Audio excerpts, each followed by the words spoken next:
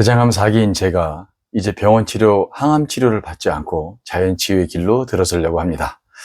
뭐 쉽지 않은 길이고 상당히 먼 길이긴 하지만 하나씩 하나씩 제가 스스로 업그레이드를 해 나가면서 발전해 나가면 충분히 암을 극복할 수 있다라고 생각을 합니다. 그래서 오늘은 그 중에 하나인 야채 수프에 대해서 말씀을 드려보려고 합니다. 가보시죠. 렛츠고! 안녕하십니까. 간으로 전이된 대장암 4기 제팔TV 김제팔입니다. 오늘 여러분들과 함께 나눌 얘기는 이 책에 대해서 말씀드리려고 합니다. 최강의 야채 스프라고 하는 책인데요. 제가 딱 읽어보고 나서 사실 이거 맨 처음에 도서실에서 맨 처음에 제가 뽑아다가 이렇게 딱 봤는데 너무 제 마음에 쏙 드는 거예요. 제가 좋아하는 스타일인데다가 근거가 확실하고 자연치유법이면서 어렵지 않고 부작용이 적으면서 모든 암 환우분들과 일반인들에게도 통용될 수 있는 그런 방법이다라고 생각을 해서 책도 글씨도 크고 너무 큼직큼직하게 잘 써놨어요. 근데 이게 1권 있고 2권이 있는데 제가 1권을 딱 읽으면서 막 아껴가면서 읽었어요. 뭐 그런 적이 별로 없는데 너무 좀 책을 잘 쓰셨고 이분이 마이다 히로시라는 분이 일본 분이에요. 이분이 그 의사 선생님이기도 하면서 뭐 하시는 분이냐면 그 항암제 이런 거 만드시는 분이거든요. 근데 이분이 되게 유명하신 분이더라고요. 저는 이제 잘 몰랐는데 이분이 세계적으로 좀 권위가 있으신 분이고 미국의 그 톰슨 로이터 인용상 수상하신 분이거든요. 그게 뭐냐면은 학자분들이 이렇게 이게 뭐라 그러죠? 논문이나 이런 것들 학회지에서 이런 것들을 쓰시면은 그걸 다 모아다가 이분이 진짜 노벨 후보에 오르실 만한 분이다라고 이렇게 추천을 해주는 그런 조직인 걸로 알고 있거든요. 기업에서 운영하는 걸로 알고 있는데 거기에 뽑히셔갖고 탑5, 세계 탑5 안에 뽑히셔갖고 노벨 화학상 후보에 또 오르셨던 분이십니다. 근데 책도 너무 쉽게 잘 쓰셨고 그다음에 또 누구나 일반인들도 쉽게 접근할 수 있도록 이렇게 해놨는데 무엇보다도 이 내용이 너무 마음에 드는 거예요. 그래서 저는 이제 아시다시피 병원에서 치료하는 뭐 독성항암뿐만이 아니고 이제 항암 치료를 받지 않을 예정이기 때문에 오롯이 이제 자연치유법으로 들어가게 되었는데 그렇게 하려다 보니까 업그레이드를 자꾸 해야 되는 거예요. 기존의 식단이나 이런 거 갖고는 좀 안 되겠다라는 생각이 좀 들었고 그다음에 이제 모든 운동법이라든지 또 뭐 마음가짐이라든지 그다음에 먹는 식단도 좀 업그레이드를 좀 시켜야 되지 않을까 싶어서 막 찾던 중에 너무 저한테 딱 이게 딱 와진 거예요. 그래서 도서실에서 이걸 다 읽고 바로 책을 시켰어요. 책을 시켰더니 시키면서 보니까 이게 1권 있고 2권까지 나와 있더라고요. 그래서 두 개 다 시켜서 지금 아주 재밌게 읽고 있고 제가 벌써 두 번째 읽고 있습니다. 두 번째 읽고 있다가 제가 지금 먼저 시행을 하고 있고요. 제가 지금 한 일주일 정도 저는 야채 스프를 만들어서 먹고 있는데 요 다음 편에는 제가 그 만드는 방법하고 어떻게 먹고 있는지 이런 것들을 한번 영상으로 담아볼 계획이 있고요. 오늘은 이 내용에 대해서만 조금 말씀을 드리려고 하는데 정말 깜짝 놀랐습니다. 그러니까 사실은 자연과 함께하는 모든 방법들은 우리가 좀 무시하거나 간과해서 그렇지 그 안에는 놀라운 것들이 정말 너무너무 많더라고요.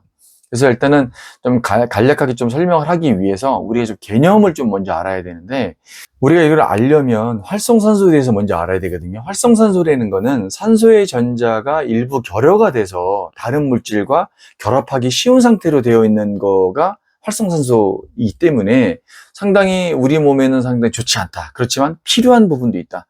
예를 들자면 바이러스가 침투하거나 상처가 나거나 이러면 제일 먼저 달려가서 우리 몸에 있는 그런 세포들 중에서 제일 먼저 달려가서 그 일을 처리해내는 것도 역시 활성산소이긴 합니다. 하지만 과요불급이라고 그래서 이게 너무 많아지게 되면 여러 가지 이제 뭐 피부나 뭐 알츠하이머병이라든지 여러 가지 이제 문제를 일으키게 되는 거예요. 그래서 이거를 좀 개념을 좀 쉽게 설명을 드리자면 제가 약간 이제 인용된 말을 좀 쓰긴 했는데 쉽게 이해를 돕자면 우리가 이렇게 쇠 같은 거를 밖에다 놔두면 녹이 슬잖아요. 이게 이제 산소와 이제 결합을 할 때 전자의 문제가 발생돼서 결여되는 부분이 산소와 결합을 해서 그렇게 녹이 슬게 되는 거거든요. 우리가 사과를 깎아 먹으면 사과를 딱 깎아 놓으면 어떻게 됩니까?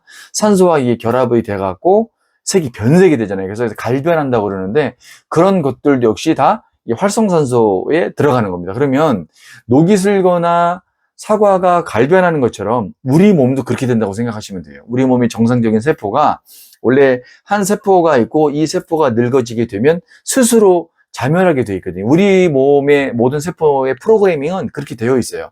스스로 이제 난 때가 다 됐네. 그럼 이제 난 죽어야 되겠다. 그리고 스스로 자멸을 하고 새 세포한테 정보를 다 나눠줍니다. 그럼 새 세포는 그 정보를 받아서 자기의 임무를 원활하게 이제 수행을 하죠. 그걸 이제 신진대사라고 하는 거거든요. 근데 그런 과정 중에서 이 활성산소가 자꾸 침투를 하게 되면 우리의 세포가 그런 정상적인 정보를 테이크오버, 인수인계를 못 받는 거예요. 먼저 있던 낡은 세포에서 새 세포로 정보를 온전하게 받지 못하기 때문에 여러 가지 문제가 생기는 겁니다.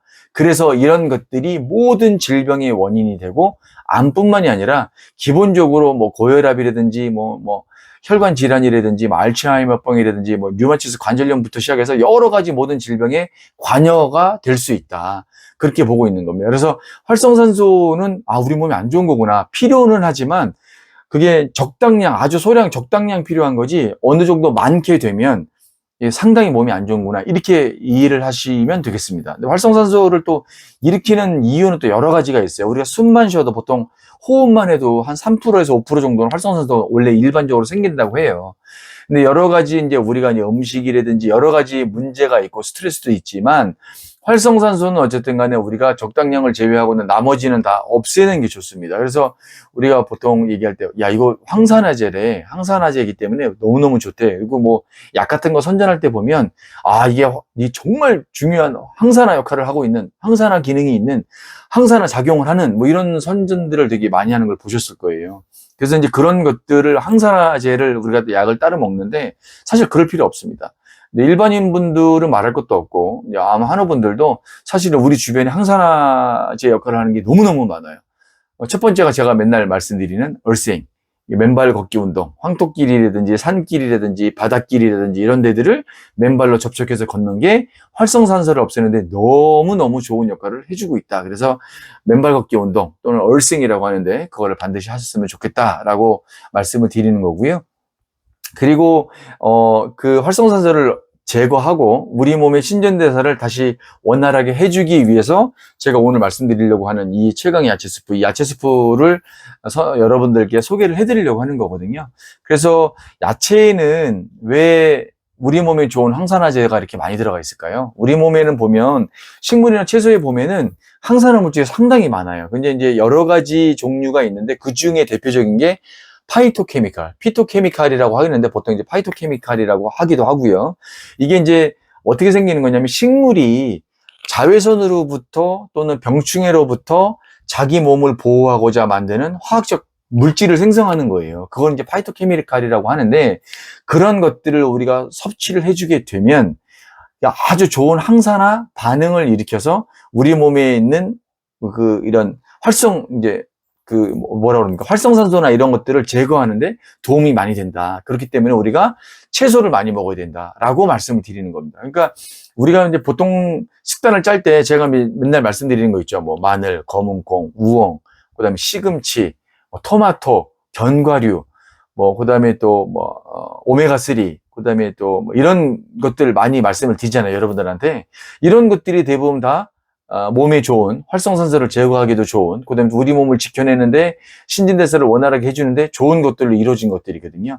그래서 이 최강의 채소 스프라는 이 야채 스프라는 책을 읽고 제가 지금 테스트한 지 일주일 정도 됐는데 아주 방법도 간단해요. 보통 이제 저는 주로 해먹는 게 무, 그 다음에 브로콜리, 그 다음에 또 야채 중에서 양배추, 그다음에 양파, 마늘 이런 것들을 넣고 그냥 끓이는 거예요. 처음에 이제 펄펄펄펄 끓이면 시작했다가 약한 불로 줄여서 한 20분에서 30분 정도 푹 이제 고듯이 그거를 삶아서 마시는 겁니다. 근데 그거를 이제 믹서기에다 살짝 갈아서 이렇게 스프 잡수시듯이 드셔도 되고 저는 그냥도 먹어보고 스프로도 먹어보는데 다 먹을만해요. 그런데 간은 하지 않고 그 다음에 양은 물이 3, 그 다음에 야채가 1, 그러니까 3대1의 비율로 졸이면 조금 줄어드는 것도 있기 때문에 처음에 3대1로 비율로 이렇게 만들어낸다라는 거 알고 계시면 좋겠고요. 그 다음에 이런 것들을 먹게 되면 우리 몸에 좋아지는 것들이 너무너무 많죠.